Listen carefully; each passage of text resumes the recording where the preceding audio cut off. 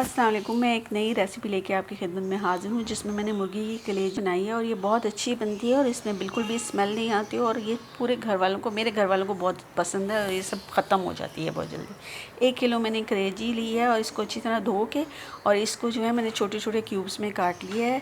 इसके साथ मैंने जो है वो नमक और गरम मसाला और मिर्चें और लाल मिर्चें और हल्दी और अदरक लहसुन और हरी मिर्चें जो हैं 3 से 4 अदद मैंने पीस के अच्छी तरह और एक तकरीबन 1.5 पाव के करीब मैंने इसमें ना दही यूज़ की है जो भर के प्याली है, ये बड़ी प्याली है।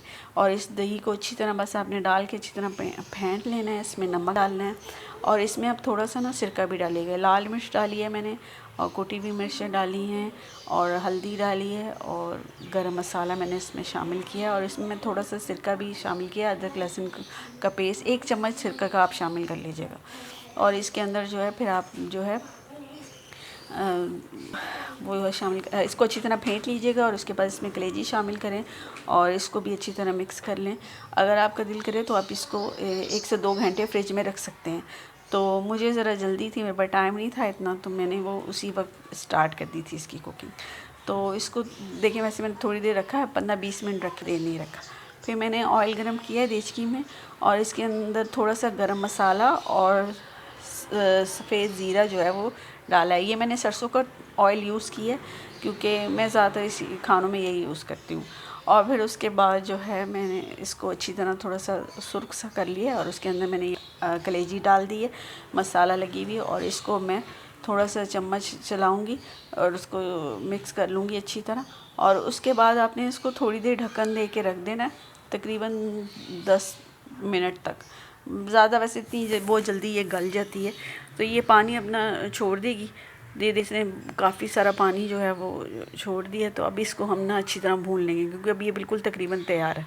अब बस आपने तेज़ आंच करके ना इसकी बिल्कुल खुश्क कर लेना पानी और उसके अंदर फिर जो है मैं हरा धनिया, हरी मिर्चें शामिल करूँगी और अदरक के पीसेस ना वो शामिल करूँगी।